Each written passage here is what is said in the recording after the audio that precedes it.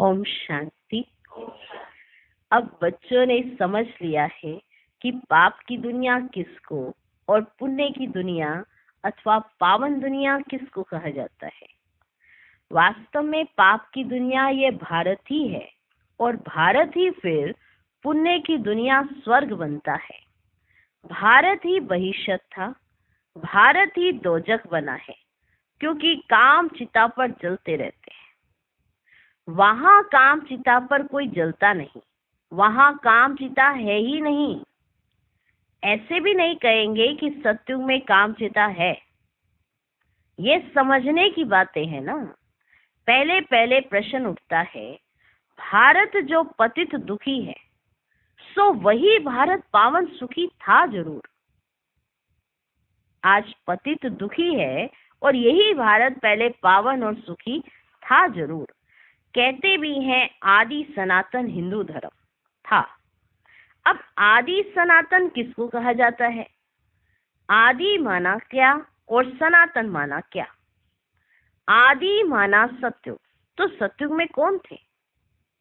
यह तो सबको मालूम ही है कि लक्ष्मी नारायण थे। जरूर वे भी किसकी संतान होंगे? लक्ष्मी नारायण भी तो किसकी संतान होंगे, जो फिर सत्युग के मालिक बने। सत्युग स्थापन करने वाला था परम पिता परमात्मा, उनकी संतान थे। कौन? लक्ष्मी नारायण। परंतु इस समय अपने को उनकी संतान नहीं समझते। अगर संतान समझते तो बाप को जानते, बाप को तो जानते ही नहीं। अब हिंदू धर्म तो गीता में है ही नहीं। गीता में तो भारत नाम पड़ा है और वह कहलाते हैं हिंदू महासभा। अब श्रीमद् भगवत गीता है सर्वशास्त्रमयी शिरोमणि। गीता जयंती भी मनाई जाती है, शिव जयंती भी मनाई जाती है। अब शिव जयंती कब हुई है यह भी मालूम होना चाहिए। फिर है कृष्ण जयंती। अभी तुम बच्चे जान चुके हो कि शिव जयंती के बाद है गीता जयंती और गीता जयंती के बाद है श्री कृष्ण जयंती। गीता जयंती से ही देवी देवता धर्म की स्थापना होती है। फिर गीता जयंती के साथ महाभारत का भी कनेक्शन है। शिव जयंती, गीता जयंती, महाभारत, महाभारत का भी कनेक्शन है। उसमें फिर आती है युद्ध की बात। ऐसे याद है, गीता ज्ञान दिया और फिर युद्ध शुरू हुआ। तो शिव जयंती, गीता जयंती, महाभारत माना युद्ध की बात आती है। दिखाते हैं युद्ध के मैदान में 3 सेनाएं थी। कौन कौन? यादव, कौरव और पांडव। यादव क्या करते हैं? यादव मुसल निकालते हैं। वहां शराब पिया और मुसल निकाले। तुम जानते हो अभी बरोबर मुसल भी निकल रहे हैं। वे भी अपने कुल का विनाश करते, एक दूसरे को धमकी दे रहे हैं। कौन? यादव। एक दूसरे को धमकी दे रहे हैं, अगर तुमने कुछ किया तो हम तुम पर मुसल छोड़ देंगे। मुसलमाना मिसाइल बम छोड़ देंगे। तो फिर दूसरा भी क्या करता है, अपने पास भी फिर मुसल बनाने लग जाता है। अगर तुम छोड़ोगे तो हम क्या ऐसे ही बैठे जाएंगे? हम भी छोड़ेंगे, तुम्हारे छोड़ने से पहले हम छोड़ देंगे। तो एक दूसरे को क्या कर देते रहते? धमकी। सब क्रिश्चियन लोग हैं, वही यूरोपवासी यादव ठहरे। तो एक है उन्हों की सभा, उनका विनाश हुआ, आपस में लड़ मरे। उसमें सारा यूरोप आ गया। यादव जो ये मुसल से लड़ाई होगी उसमें सारा यूरोप आ गया। उसमें इस्लामी, बोधी, क्रिश्चियन सब आ जाते हैं। ध्यान से सुनना और ध्यान से समझना। बाबा कैसे समझा रहे हैं कि क्या क्या होगा, कैसे कैसे होगा। शिव जयंती, गीता जयंती, महाभारत का युद्ध और फिर श्री कृष्ण जयंती। कैसे? तो उनका विनाश हुआ, आपस में लड़ मरे। उसमें सारा यूरोप आ गया, उसमें इस्लामी, बोधी, क्रिश्चियन सब आ जाते हैं। यहाँ फिर है कौरव और पांडव। कहाँ? भारत में। कौरव भी विनाश को प्राप्त हुए और विजय पांडवों की हुई। अब प्रश्न उठता है कि गीता का भगवान कौन है? समय तो सामने दिख रहा है ना, यादव अपने लिए मुसल बना रहे हैं, कौरव और पांडव यहाँ पर विराजमान है। अब प्रश्न उठता है कि फिर गीता का भगवान कहाँ है? जिसने सहज योग और सहज ज्ञान सिखलाकर राजाओं का राजा बनाया अथवा पावन दुनिया स्थापन की, वो कहाँ है? वो कहाँ है? क्या श्री कृष्ण आया? क्या श्री कृष्ण आएंगे? जबकि सब कुछ दिख रहा है, यादव भी दिख रहे हैं, पांडव और कौरव भी दिख रहे हैं, पर अब गीता का भगवान कहाँ है? क्या श्री कृष्ण आया? कौरव तो कलयुग में थे, कौरव पांडवों के समय श्री कृष्ण कैसे आ सकता? श्री कृष्ण तो सत्युग का सबसे पहला प्रिंस है, और कौरव कहाँ पे है? कलयुग में। पांडव कहाँ है? संगम पर। और श्री कृष्ण कहाँ है? सत्युग में। हाँ, है कहीं? और यादव कहाँ है? दिख रहे हैं ना कलयुग। कौरव पांडवों के समय श्री कृष्ण कैसे आ सकता? श्री कृष्ण जयंती मनाते हैं सत्युग आदि में 16 कला, श्री कृष्ण के बाद फिर त्रेता में 14 कला राम की। कृष्ण है राजाओं का राजा अथवा प्रिंस का प्रिंस। विकारी प्रिंस लोग भी श्री कृष्ण को पूजते हैं, क्योंकि जानते हैं वे सत्युग का 16 कला संपूर्ण प्रिंस था। हम विकारी हैं। जरूर प्रिंस लोग भी ऐसे कहेंगे ना। अब फिर शिव जयंती भी है, मंदिर भी बड़े से बड़ा उनका ही बना हुआ है। वह है निराकार शिव का मंदिर, उनको ही परम पिता परमात्मा कहेंगे। ब्रह्मा विष्णु शंकर भी देवता ही ठहरे। शिव जयंती भारत में ही मनाई जाती है। अब देखो शिव जयंती आने वाली है। कब है शिव जयंती? हाँ, अब देखो शिव जयंती आने वाली है। सिद्ध कर समझाना है, शिव को ही कहा जाता है ज्ञान का सागर और सृष्टि को पावन करने वाला परम पिता परमात्मा। गांधी भी गाते थे, कृष्ण का नाम नहीं लेते थे। गीता ज्ञान उठाते थे पर श्री कृष्ण का नाम नहीं लेते थे। अब प्रश्न उठता है, शिव जयंती सो गीता जयंती या श्री कृष्ण जयंती सो गीता जयंती? ये प्रश्न बड़ा अच्छा है। प्रश्न उठता है, शिव जयंती सो गीता जयंती या श्री कृष्ण जयंती सो गीता जयंती? अब श्री कृष्ण जयंती तो सत्युग में कहेंगे। शिव की जयंती कब हुई थी? किसको पता ही नहीं है। शिव तो है निराकार परम पिता परमात्मा, उसने सृष्टि रची संगम पर।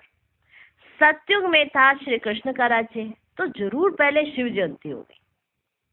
बच्चे जो ब्राह्मण कुलभूषण सर्विस में तत्पर रहते हैं, उन्हों को ये बातें बुद्धि में लानी है कि भारतवासियों को कैसे सिद्ध करके बताएं कि शिव जयंती ही सो गीता जयंती।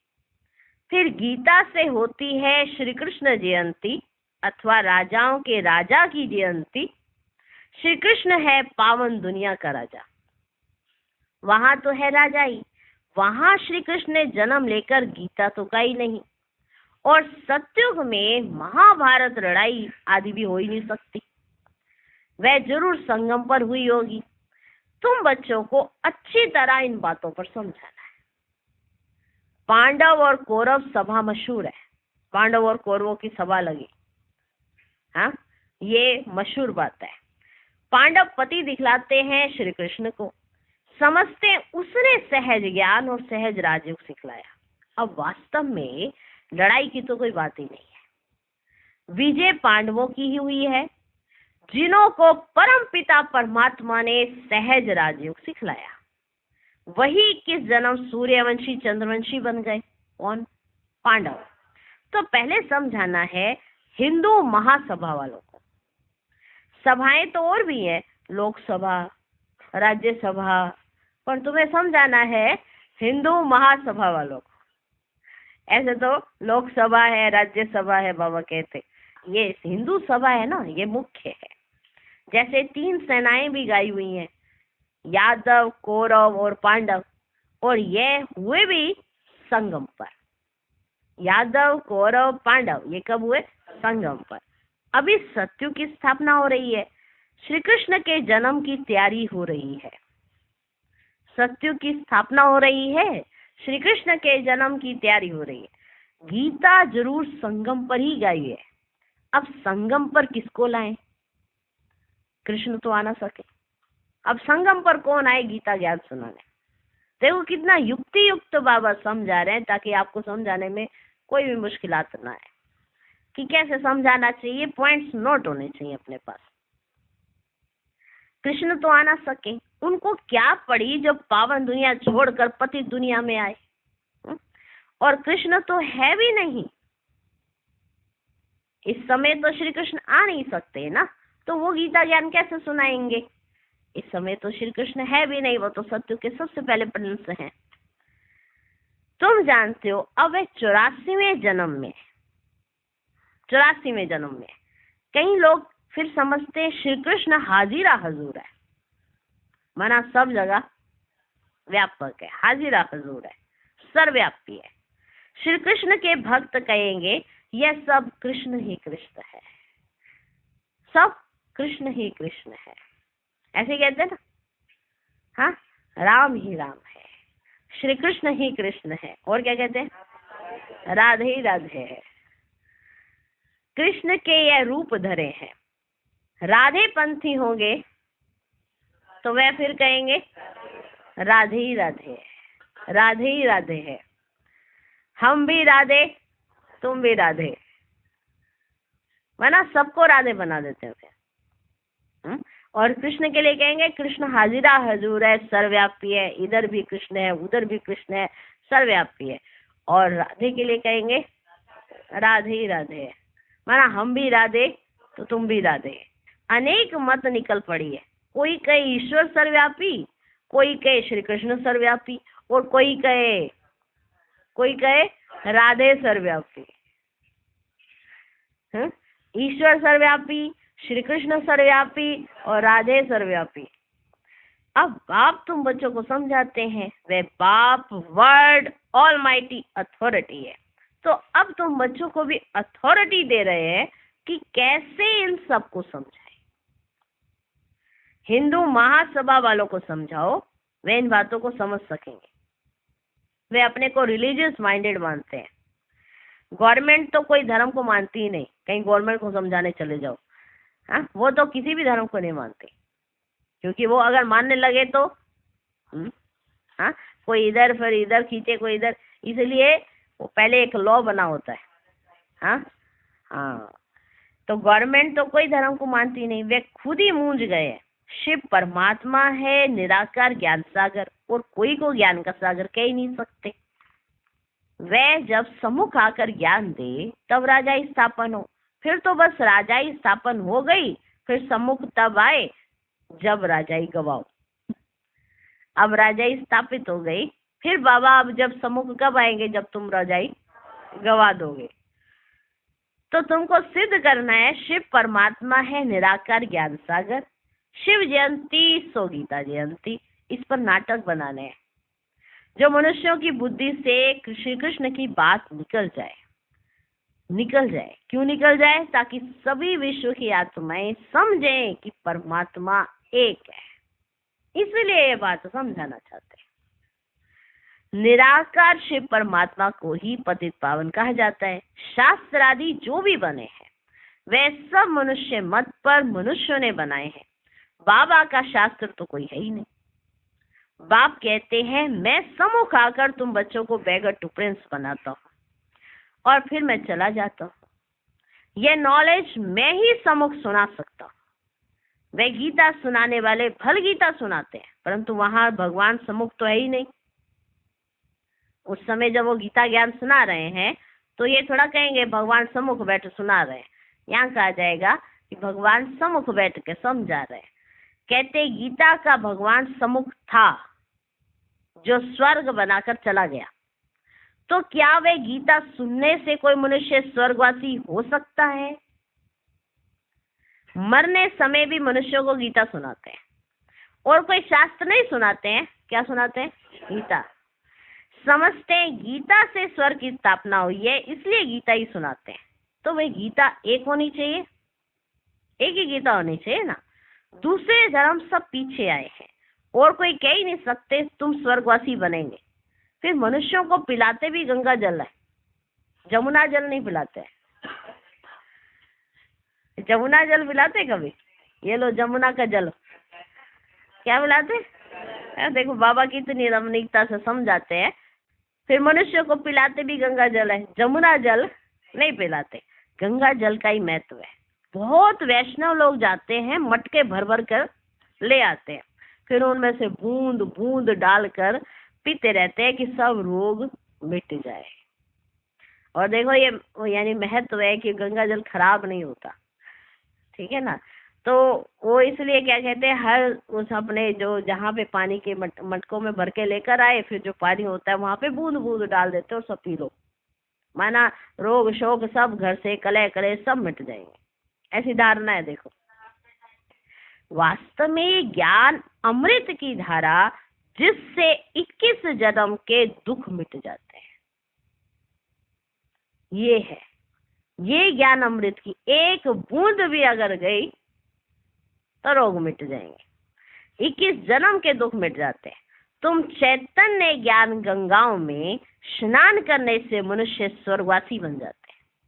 तो जरूर पिछाड़ी में ज्ञान गंगाएं निकली होंगी। वे पानी की नदियां तो हैं ही हैं, वो तो नहीं निकली ना, वो तो शुरू से है ही है। ऐसे थोड़ी कोई पानी पीने से देवता बन जाते हैं। यहाँ कोई थोड़ा ही ज्ञान सुनते हैं तो स्वर्ग के हकदार बन जाते हैं। अगर थोड़ा सा भी सुनते हैं तो स्वर्ग में जाने के हकदार बन जाते हैं। यह है ज्ञान के सागर शिव बाबा की ज्ञान गंगाएं। ज्ञान सागर गीता ज्ञान दाता एक शिव है, श्री कृष्ण नहीं है। सतयुग में पतित कोई होता ही नहीं जिसको ज्ञान दे। यह सब बातें पाप भगवान बैठकर समझाते हैं, ये सब बातें भगवान बैठकर समझाते हैं। हे अर्जुन व हे संजय, नाम मशहूर हो गया है ना। देखो दोनों ने सुना ज्ञान, वो कहानी में कितना अच्छा बनाया है कि अर्जुन भी सुन रहा है ज्ञान और संजय भी सुन रहा है, दोनों सुन रहे हैं। संजय अपनी दिव्य दृष्टि से देख रहा है, अर्जुन को दिखाया जा रहा है, सुनाया जा रहा है, और धृतराष्ट्र भी सुन रहा है। कैसी ऐसे रमणीक कहानी बनाई है देखो, रमणीक कहानी कि भगवान जब गीता ज्ञान सुनाता है तो सुनते तो कई हैं पर उसको उठाते सब नंबरवार है, ठीक है ना। कोई अर्जुन बन जाता है और कोई संजय बन जाता है और कोई धृतराष्ट्र की तरह आंखें बंद करके सुनता है। आंखें कौन सी? बुद्धि रूपी आंखें बंद कर लेता है, भले बैठा हुआ है पर कुछ समझ नहीं। सतयुग में पतित कोई होता नहीं जिसको ज्ञान दे। ये सब बातें भगवान बैठ समझाते हैं। हे अर्जुन व हे संजय, नाम मशहूर हो गया है ना, लिखने में बहुत तीखा है, निमित्त बना हुआ है। हाँ, किसके बारे में बात हुई है जगदीश भाई? अब शिव जयंती आती है तो उस पर बड़े बड़े अक्षरों में लिखना है। शिव हो गया निराकार, उनको ज्ञान सागर ब्लिसफुल कहा जाता है। श्री कृष्ण को नॉलेजफुल ब्लिसफुल नहीं कहेंगे। शिव परमात्मा ही नॉलेज देते हैं, रहम करते हैं। नॉलेज ही रहम है।